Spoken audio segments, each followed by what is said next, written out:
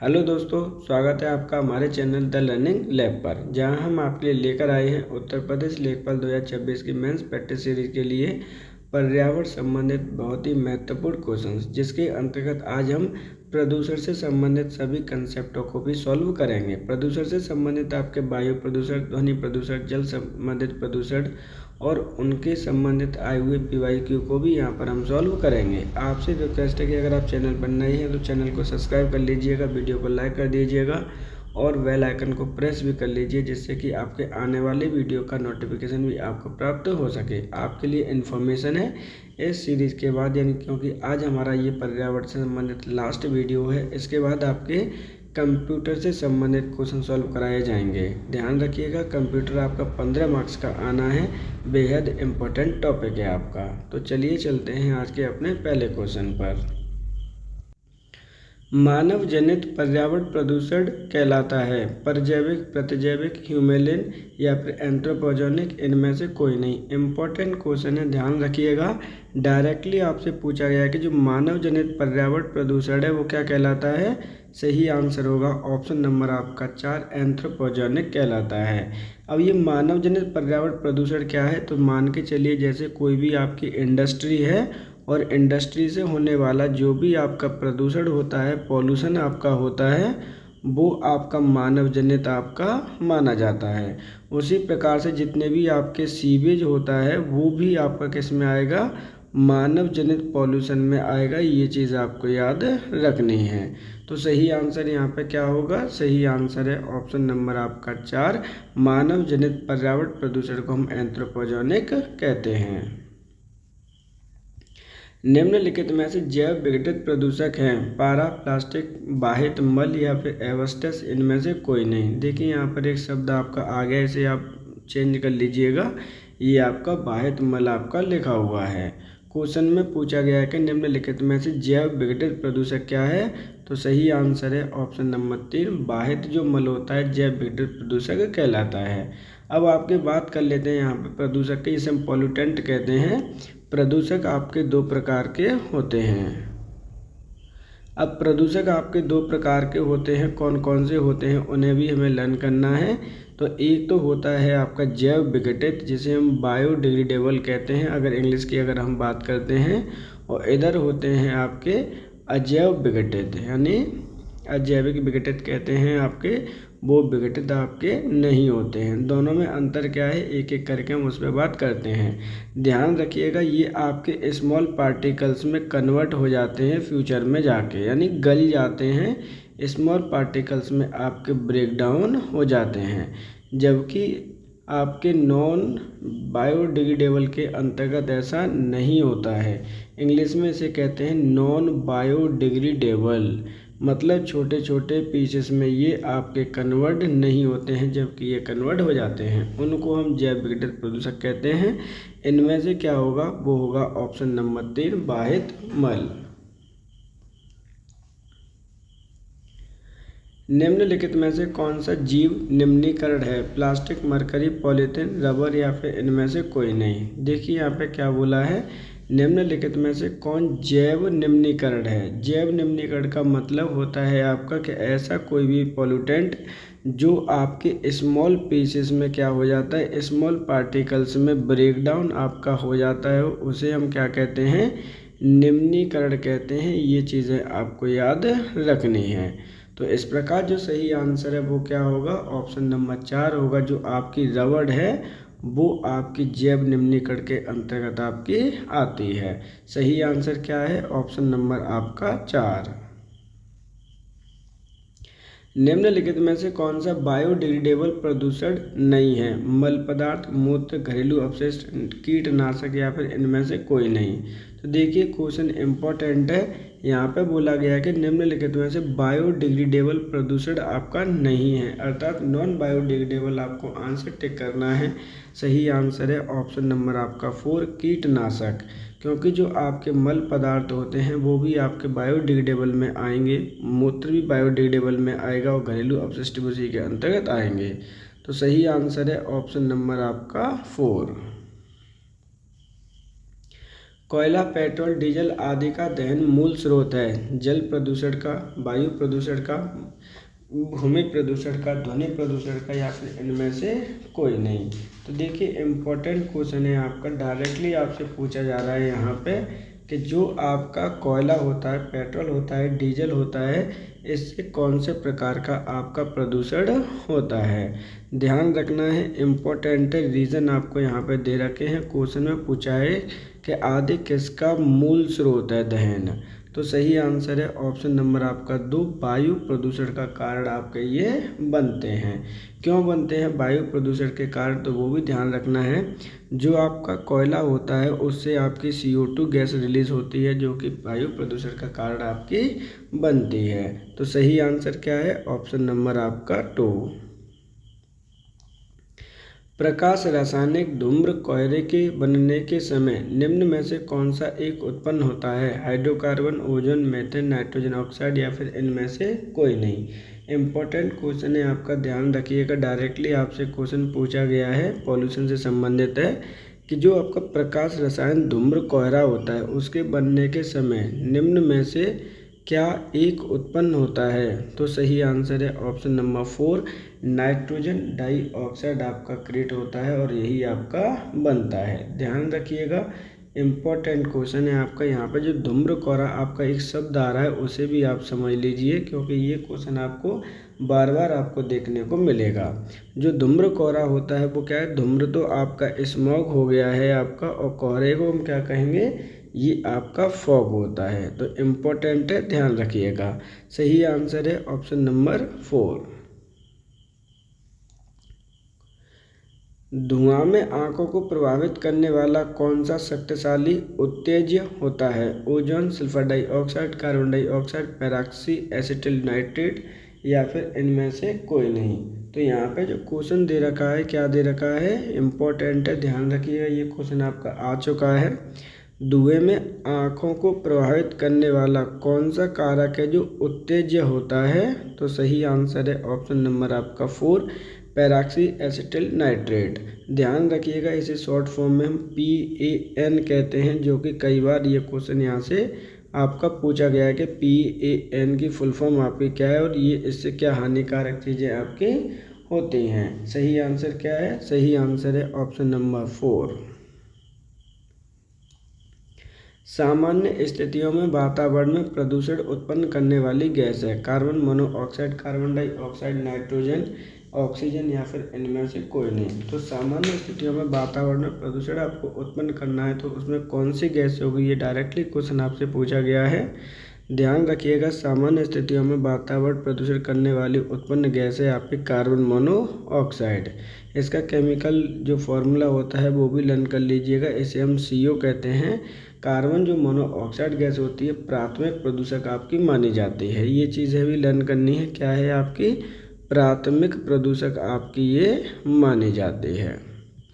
तो सही आंसर है ऑप्शन नंबर आपका 1। निम्नलिखित में से कौन सा एक द्वितीयक प्रदूषक नहीं है। Smoke, sulphur dioxide, ozone, PAN, या फिर इनमें से कोई नहीं। इम्पोर्टेंट क्वेश्चन है आपका।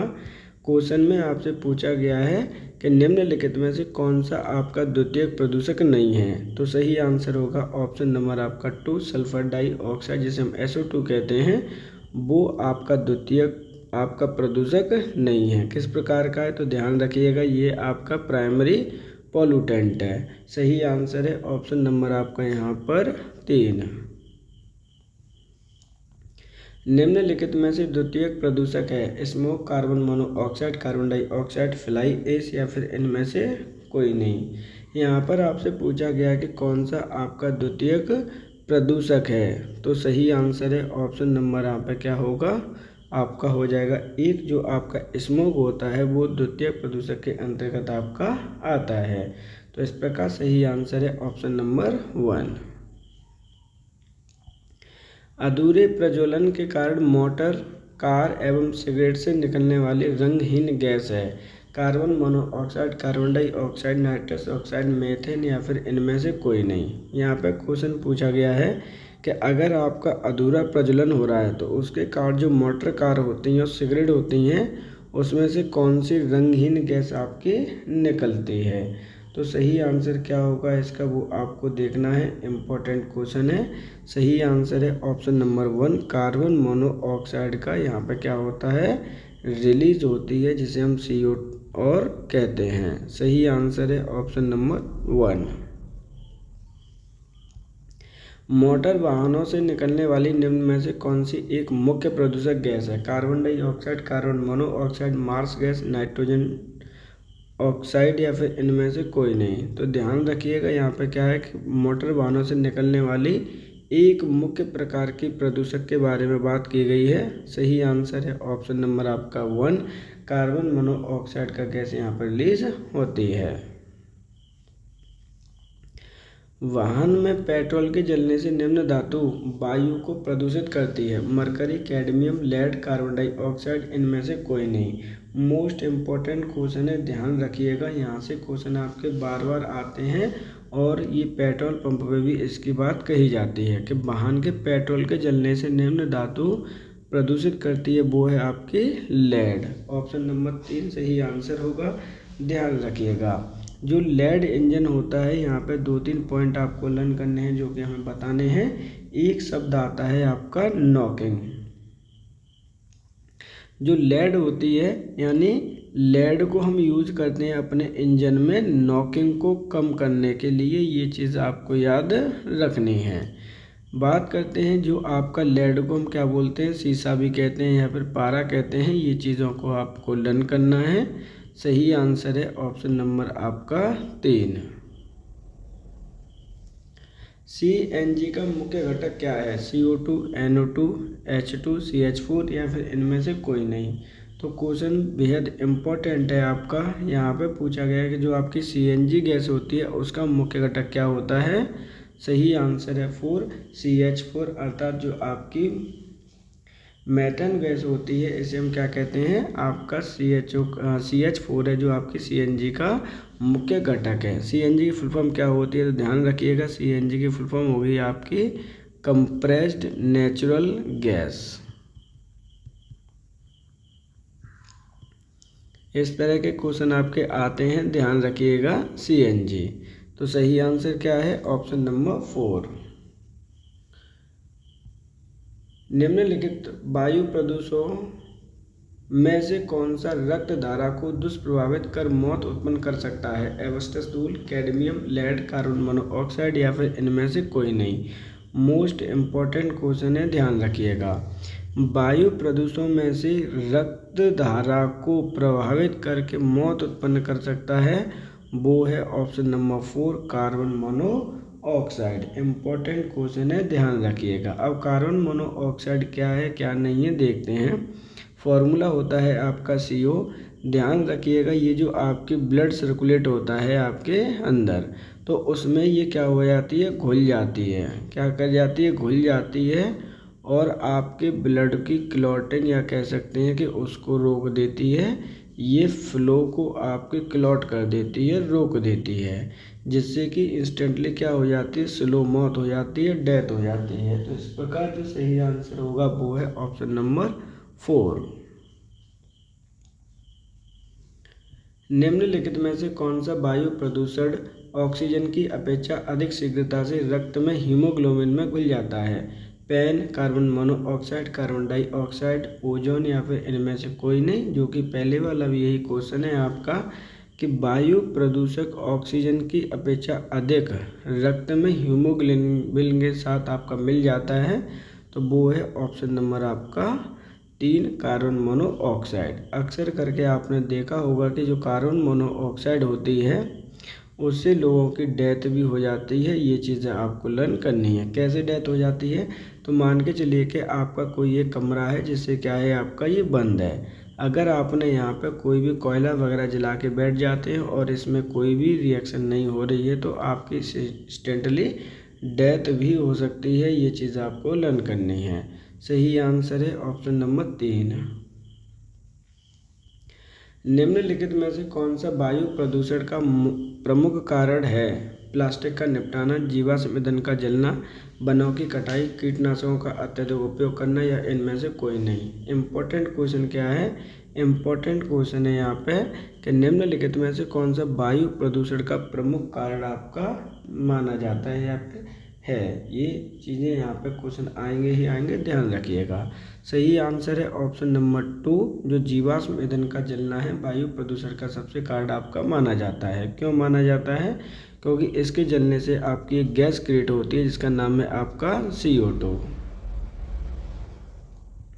निम्नलिखित में से कौन सा एक वायु प्रदूषण गैस है और जीवाश्म ईंधन के जलन स्वरूप उत्पन्न होती है? Hydrogen, oxygen, nitrogen, sulphur dioxide या फिर इनमें से कोई नहीं। अब देखिए यहाँ पे जो क्वेश्चन है बेहद इम्पोर्टेंट है आपका। यहाँ पे कह रहे हैं कि निम्नलिखित में से कौन सा एक वायु प्रदूषण गैस है जो जीवाश्म ईंधन के फलस्वरूप जलने से आपकी उत्पन्न होती है। तो सही आंसर है ऑप्शन नंबर आपका यहाँ पर 4, SO2, यानी जो सल्फर डाइऑक्साइड है वो यहाँ पर क्रिएट आपकी होती है। सही आंसर क्या होगा? Option number 4। फ्लाई ऐश एक प्रदूषण दहन उत्पाद है जो प्राप्त होता है कोल को जलाने से, चारकोल को जलाने से, डीजल मिट्टी के तेल को जलाने से, CNG को जलाने से या फिर इनमें से कोई नहीं। जब इस तरह के क्वेश्चन आपके आते हैं तो बेहद आपके इम्पोर्टेंट हो जाते हैं, ध्यान रखिएगा। क्वेश्चन है आपका जो आपकी फ्लाई ऐश होती है वो किसके कारण आपकी प्राप्त होती है? तो सही आंसर है ऑप्शन नंबर आपका 1, कोल को जलाने से आपकी फ्लाई ऐश प्राप्त होती है। फ्लाई ऐश प्रदूषण होता है तेल शोधन से, ताप विद्युत संयंत्र से, उर्वरक उद्योग से, खनन से या फिर इनमें से कोई नहीं। तो जो आपकी फ्लाई ऐश प्रदूषण है कब होता है? सही आंसर है ऑप्शन नंबर 2, ताप विद्युत संयंत्रों से ये क्रिएट होता है। कैसे क्रिएट होता है देखिए, मान के चलिए कि यहाँ पर आपका कोयला आपका जलाया जा रहा है और कोयला से आपकी क्या प्राप्त होती है? राख प्राप्त होती है और उस राख को ही हम क्या कहते हैं? फ्लाई ऐश कहते हैं, ध्यान रखिएगा। तो वही आपके प्रदूषण का कारण बनती है। सही आंसर है ऑप्शन नंबर आपका 2। निम्नलिखित में से कौन सा एक वायु प्रदूषण के जैविक सूचक का कार्य करता है? लाइकेन, अमरवेल, मनी प्लांट, फर्न या फिर इनमें से कोई नहीं। ये क्वेश्चन आपका कई बार आपका रिपीट हुआ है, कई बार आपका पूछा गया है, इम्पोर्टेंट क्वेश्चन है, ध्यान रखिएगा। UPPSC ने तो पता नहीं इसे कितनी बार पूछा हुआ है। 2015 में आया है, 2018 में आया है, इवन आपका 2019 में भी ये क्वेश्चन आपका रिपीट हुआ है। तो ध्यान रखिएगा, यहाँ पे डायरेक्टली आपसे पूछा गया है, क्या बोल रहा है कि आपका कौन सा वायु प्रदूषण के लिए जैविक सूचक का कार्य करता है? तो सही आंसर होगा ऑप्शन नंबर 1, जो आपका लाइकेन होता है वो एक जैविक सूचक के रूप में कार्य करता है। निम्नलिखित में से कौन सा प्रदूषण संकेतक पौधा है? शैवाल, लाइकेन, कवक, फर्न या फिर इनमें से कोई नहीं। तो वही क्वेश्चन आपसे पूछा गया है पौधा के बारे में कि संकेतक है कि यहाँ पे प्रदूषण आपका हो रहा है। सही आंसर है ऑप्शन नंबर 2। निम्नलिखित में से कौन जल प्रदूषक नहीं है? जस्ता, निकेल, तांबा, सल्फर डाइऑक्साइड या फिर इनमें से कोई नहीं। तो ध्यान रखिएगा, यहाँ पे पूछा है कौन सा जल प्रदूषक आपका नहीं है। इम्पोर्टेंट क्वेश्चन है। सही आंसर है ऑप्शन नंबर 4, सल्फर डाइऑक्साइड, क्योंकि ये आपका एयर पॉल्यूशन के लिए रेस्पॉन्सिबल है, ना कि वाटर पॉल्यूशन के लिए। तो सही आंसर क्या होगा? सही आंसर है ऑप्शन नंबर यहाँ पर 4। भारत का सर्वाधिक प्रदूषित नगर है? लुधियाना, लखनऊ, रायपुर, अंकलेश्वर या फिर इनमें से कोई नहीं। तो ध्यान रखिएगा, भारत का सर्वाधिक प्रदूषित नगर क्या है? सही आंसर है ऑप्शन नंबर 4, अंकलेश्वर। अंकलेश्वर आपका कहाँ पर है? तो ये चीज़ भी आपको याद रखनी है, ये आपका गुजरात राज्य में आपका स्थित है और यहाँ पर आपकी ऑयल फैक्ट्री यहाँ पे कई आपकी क्रिएट की गई हैं, ध्यान रखिएगा। सही आंसर है ऑप्शन नंबर 4। प्रदूषण युक्त वायुमंडल को निम्न में से किसके द्वारा स्वच्छ किया जा सकता है? ऑक्सीजन, नाइट्रोजन, वर्षा, हवा या फिर इनमें से कोई नहीं। और जब इस तरह के क्वेश्चन आपके आते हैं वो आपके लिए इम्पोर्टेंट हो जाते हैं। क्वेश्चन में आपसे डायरेक्टली पूछा गया कि निम्नलिखित में से किस तरह से इनको स्वच्छ किया जा सकता है, तो सही आंसर है ऑप्शन नंबर आपका क्या हो जाएगा 3। वर्षा के द्वारा हम वायु प्रदूषण युक्त वायुमंडल को स्वच्छ कर सकते हैं। एशियाई भूरा बादल फैला हुआ है पूर्वी एशिया में, दक्षिण पूर्वी एशिया में, दक्षिण एशिया में, पश्चिमी एशिया में या फिर इनमें से कोई नहीं। इम्पोर्टेंट क्वेश्चन है, ध्यान रखिएगा। सही आंसर क्या होगा, ऑप्शन नंबर आपका होगा 3, दक्षिण एशिया में एशियाई भूरा बादल आपका फैला हुआ है। सही आंसर क्या है, ऑप्शन नंबर आपका 3। इंडोर वायु प्रदूषण का सर्वाधिक प्रदूषक है sulphur dioxide, carbon dioxide, nitrogen dioxide, रेडन gas या फिर इनमें से कोई नहीं। तो इंडोर वायु प्रदूषण का सर्वाधिक आपका क्या प्रदूषक माना जाता है, वो है आपकी रेडन गैस। सही आंसर है ऑप्शन नंबर 4। ये आपके ध्यान रखिएगा, नेचर में आपकी रेडन गैस आपकी नहीं पाई जाती है, ये आपकी क्रिएट की हुई है। तो सही आंसर है ऑप्शन नंबर 4। सिगरेट के धुएं में मुख्य प्रदूषक है कार्बन मोनोऑक्साइड व निकोटीन, कार्बन मोनोऑक्साइड व बेंजीन, डाई ऑक्सीजन बेंजीन या फिर इनमें से कोई नहीं। जो आपका सिगरेट का धुआं होता है उनमें क्या क्या पाया जाता है, ये क्वेश्चन आपका पूछा गया है। तो सही आंसर है ऑप्शन नंबर आपका 3, कार्बन मोनोऑक्साइड और बेंजीन। ध्यान रखिएगा, इम्पोर्टेंट क्वेश्चन है, सिगरेट के धुएं से संबंधित क्वेश्चन आपका आ सकता है। तो यहाँ पे कार्बन मोनोऑक्साइड होता है आपका CO, जबकि बेंजीन होती है आपकी C6H6। तो सही आंसर है ऑप्शन नंबर 3। रिंगलमैन स्केल का प्रयोग निम्नलिखित में से किसके घनत्व का मापन हेतु किया जाता है, धुआं, प्रदूषित जल, ध्वनि, कोहरा या फिर इनमें से कोई नहीं। देखिए, इस तरह के क्वेश्चन जब आते हैं तो वो आपके लिए इम्पोर्टेंट हो जाते हैं, क्योंकि साइंटिफिक तरीके से भी क्वेश्चन वो पूछा जा सकता है कि जो रिंगलमैन स्केल है उसका प्रयोग निम्नलिखित में से किसके घनत्व के मेजरमेंट के लिए किया जाता है। तो सही आंसर है ऑप्शन नंबर 1, धुआं के मेजरमेंट के लिए। निम्नलिखित में से कौन सा एक वायु प्रदूषण की रोकथाम की एक यंत्रीय विधि नहीं है, बैग फिल्टर विधि, cyclone collector, cyclone separator, cyclone divider या फिर इनमें से कोई नहीं। इम्पोर्टेंट क्वेश्चन है, ध्यान रखिएगा। निम्नलिखित में से कौन एक वायु प्रदूषण को रोकथाम करने की यांत्रिक विधि नहीं है, मैकेनिकल विधि नहीं है। तो सही आंसर है ऑप्शन नंबर 4, साइक्लोन डिवाइडर। राष्ट्रीय स्वच्छ वायु कार्यक्रम केंद्र सरकार के द्वारा किस वर्ष प्रारंभ किया गया, 2017, 2018, 2019, 2020 या फिर इनमें से कोई नहीं। तो जो सही आंसर है ऑप्शन नंबर आपका हो जाएगा यहाँ पर 3, 2019 में भारत सरकार के द्वारा राष्ट्रीय स्वच्छ कार्यक्रम की प्रारंभ किया गया था। वायु प्रदूषण निवारण एवं नियंत्रण अधिनियम वर्ष कब बना था, 1980, 1981, 1974 या 1986 या फिर इनमें से कोई नहीं। इम्पोर्टेंट क्वेश्चन है, ध्यान रखिएगा। वायु प्रदूषण निवारण नियंत्रण अधिनियम किस वर्ष आपका बना था। तो सही आंसर है ऑप्शन नंबर आपका 2, 1981 ईस्वी में ये अधिनियम बना था।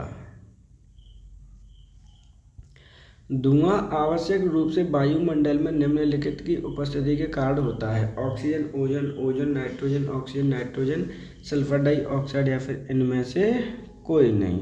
इम्पोर्टेंट क्वेश्चन है, ध्यान रखिएगा। यहाँ पे क्वेश्चन इस प्रकार के आएंगे ही आएंगे कि जो आपका धुआं होता है आवश्यक रूप से वायुमंडल में निम्नलिखित में से किसकी उपस्थिति के कारण आपका होता है। तो सही आंसर है इसमें ऑप्शन नंबर हो जाएगा 5, इनमें से कोई नहीं, क्योंकि जो इसका सही आंसर है वो है ऑप्शन नंबर, इसमें से कोई दे नहीं रखा है बेसिकली। जो सही आंसर होना चाहिए वो है आपका नाइट्रोजन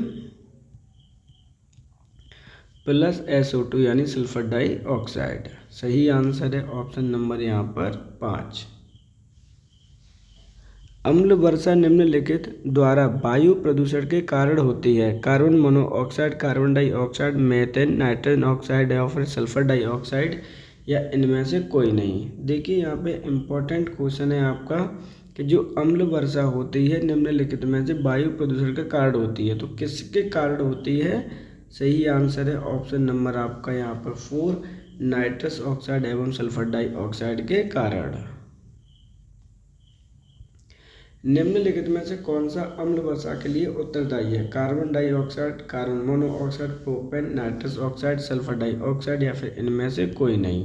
तो जो आपकी अम्ल वर्षा होती है किसके लिए उत्तरदायी है? सही आंसर है ऑप्शन नंबर 4, नाइट्रस ऑक्साइड और सल्फर डाइऑक्साइड। अम्ल वर्षा निम्नलिखित में से किसके कारण होती है? देखिए ये क्वेश्चन फिर से रिपीट हुआ है लेकिन आपकी चीज़ें यहाँ पे बदल चुकी हैं। अम्ल वर्षा किसके कारण यहाँ पे होती है? Carbon monoxide, carbon dioxide, nitrogen, sulphur dioxide, nitrous oxide या ओजोन या इनमें से कोई नहीं। तो सही आंसर है ऑप्शन नंबर 3। अम्ल वर्षा में कौन सा अम्ल उपस्थित होता है? Nitric acid, acetic acid, benzoic acid, oxalic acid या फिर इनमें से कोई नहीं। तो देखिए यहाँ पे अम्ल वर्षा में कौन सा आपका उपस्थित होता है? सही आंसर है ऑप्शन नंबर 1, नाइट्रिक एसिड इसके अंतर्गत आपका उपस्थित माना जाता है और यही आपका क्या होता है? उपस्थित होता है। सही आंसर क्या होगा? सही आंसर है ऑप्शन नंबर 1। अम्ल वर्षा में निम्नलिखित में से होते हैं acetic acid, phosphoric acid, acetic acid, phosphoric acid, acetic acid, sulphuric acid, hydrogen chloride, acetic chloride या इनमें से कोई नहीं। तो अम्ल वर्षा में निम्नलिखित में से क्या क्या होता है ये क्वेश्चन पूछा गया है। सही आंसर है ऑप्शन नंबर आपका 3, नाइट्रिक एसिड और सल्फ्यूरिक एसिड दोनों के फॉर्मूले क्या होते हैं? तो नाइट्रिक एसिड होता है HNO3 और सल्फ्यूरिक एसिड होता है आपका H2SO4। तो सही आंसर क्या होगा? Option number 3। निम्नलिखित में से एक का वर्षा के पानी में, यहाँ पे वर्षा का पानी है, वर्षा के पानी में घुलने से वर्षा का पानी अम्लीय हो जाता है। सल्फर के ऑक्साइड, हाइड्रोक्लोरिक अम्ल, बोरोन के ऑक्साइड, नाइट्रिक एसिड या इनमें से कोई नहीं। ध्यान रखिएगा वर्षा का जो पानी होता है किसके घुलने के कारण अम्लीय होता है? सही आंसर है ऑप्शन नंबर आपका 1, सल्फर के ऑक्साइड के कारण। अम्ल वर्षा होती है कारखाने से, कोयला जलाने से, पेट्रोल से, लकड़ी से या इनमें से कोई नहीं। सही आंसर है ऑप्शन नंबर आपका यहाँ पर 1 हो जाएगा, कारखाने के कारण आपकी अम्ल वर्षा होती है।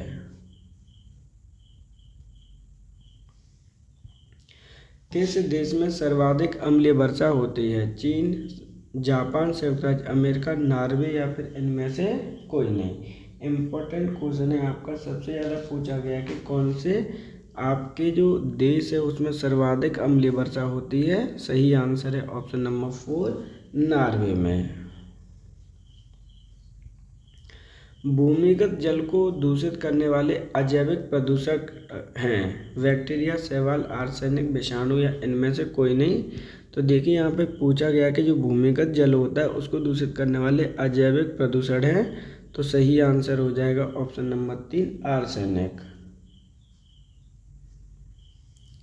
औद्योगिक मलबे से सर्वाधिक रासायनिक प्रदूषण होता है। चमड़ा रसायन, चमड़ा उद्योग, रेयन उद्योग, कागज उद्योग, वस्त्र उद्योग या फिर इनमें से कोई नहीं। क्वेश्चन पूछा गया कौन से उद्योग से सर्वाधिक आपका क्या है? रासायनिक प्रदूषण होता है। तो सही आंसर है ऑप्शन नंबर 1, चमड़ा उद्योग। निम्नलिखित में से कौन सा एक वायु प्रदूषण से संबंधित नहीं है? स्मोक, अम्ल वर्षा, यूट्रोफिकेशन, इनमें से कोई नहीं। तो देखिए इनमें से वायु प्रदूषण से जो संबंधित नहीं है वो है आपका ऑप्शन नंबर 3, यूट्रोफिकेशन। जैविक ऑक्सीजन आवश्यकता एक प्रकार का प्रदूषण सूचकांक है। जलीय वातावरण का, मृदा, वायु, ध्वनि, इनमें से कोई नहीं। तो देखिए पहले तो हम इसे बात कर लेते हैं कि जैविक ऑक्सीजन आवश्यकता है क्या। इसे हम इंग्लिश में BOD कहते हैं, ध्यान रखिएगा। तो सही आंसर क्या हो जाएगा इस प्रकार? सही आंसर है ऑप्शन नंबर आपका 1, जो जलीय वातावरण होता है उसका माना जाता है। किसी जल क्षेत्र में जैविक ऑक्सीजन आवश्यकता की अधिकता संकेत देती है कि उसका जल खनिज प्राप्त कर रहा है, गैस प्राप्त कर रहा है, सीवेज से प्रदूषित हो रहा है या ऑट्रोफिक है या इनमें से कोई नहीं है। ध्यान रखिएगा, किसी जल क्षेत्र में आपका जैविक ऑक्सीजन आवश्यकता की अधिकता संकेत देती है, तो सही आंसर हो जाएगा ऑप्शन नंबर 3, सीवेज से जल प्रदूषित आपका हो रहा है। नदी में जल प्रदूषण के निर्धारण के लिए गोली हुई मात्रा मापी जाती है। देखिए यहाँ पे गोली हुई मात्रा नहीं है, गुली हुई मात्रा है। क्या है आपकी? गुली हुई आपकी मात्रा है, ध्यान रखना है। क्वेश्चन में पूछा गया कि नदी के जल में आपका प्रदूषण होता है, उसके निर्धारण की कौन सी मात्रा होती है? ऑक्सीजन की, क्लोरीन की, नाइट्रोजन की, ओजोन की, इनमें से कोई नहीं। सही आंसर होगा ऑप्शन नंबर 1, ऑक्सीजन की मात्रा को मेजरमेंट इसके अंतर्गत किया जाता है, क्योंकि उसी के अकॉर्डिंग आपका BOD आपका निकलता है। नदी का जल प्रदूषण मापा जाता है। जल में घुली क्लोरीन की मात्रा, जल में घुली ऑक्सीजन की मात्रा, जल में घुली नाइट्रोजन की मात्रा, जल में घुली ओजोन की मात्रा, या फिर इनमें से कोई नहीं। थोड़ा सा यहाँ पर चेंज कर लीजिएगा, इम्पोर्टेंट है आपके, ध्यान रखिएगा। यहाँ पे शब्द आपका घुली हुई है।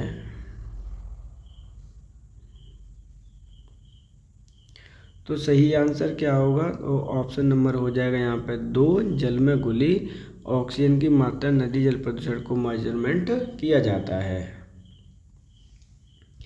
निम्नलिखित में से कहाँ आर्सेनिक द्वारा जल प्रदूषण सर्वाधिक होता है? हरियाणा, मध्य प्रदेश, राजस्थान, पश्चिम बंगाल, या इनमें से कोई नहीं।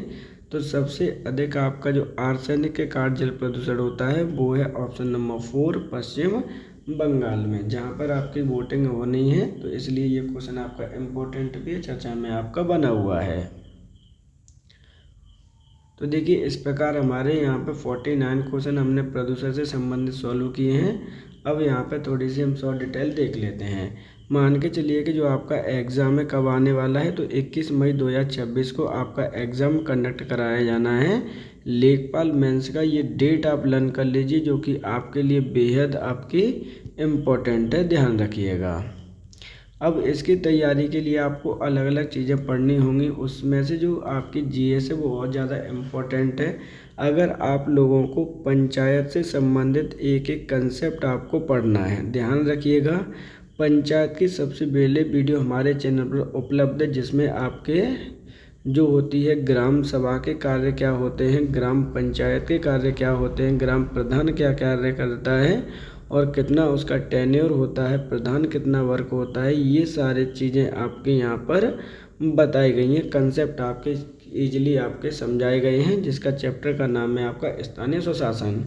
वहीं अगर आपको पर्यावरण वाला पोर्शन पढ़ना है तो ऑलरेडी ये सीरीज चल रही है आपकी, जिसमें आज का जो वीडियो है वो बिल्कुल लास्ट वीडियो है। इसके अंतर्गत हमारी 7 वीडियोस ऑलरेडी चैनल पर उपलब्ध है, आप उन्हें भी जाकर देख सकते हैं। अगर आपको करंट अफेयर्स पढ़ना है तो ध्यान रखिए करंट अफेयर्स में कौन सा पढ़ना है, तो क्योंकि करंट अफेयर्स आपका पढ़ना है आपको उत्तर प्रदेश का, क्योंकि वहाँ से आपके 20 मार्क्स का गेन करने वाले हैं और वही आपके सिलेक्शन को डिसाइड करेंगे। तो ध्यान रखिएगा, जो भी आप उत्तर प्रदेश स्पेशल पढ़ना चाहते हैं तो ऑलरेडी चैनल पर वीडियो उपलब्ध है, आप उन्हें भी जाकर देख सकते हैं। इसके बाद जो हम टॉपिक कवर करने वाले हैं अपने वीडियो के अंतर्गत, वो करने वाले हैं आपके कंप्यूटर को। ध्यान रखिएगा कंप्यूटर आपका 15 मार्क्स का आने वाला है, इसलिए बेहद इम्पोर्टेंट टॉपिक है आपका कंप्यूटर लेखपाल के लिए।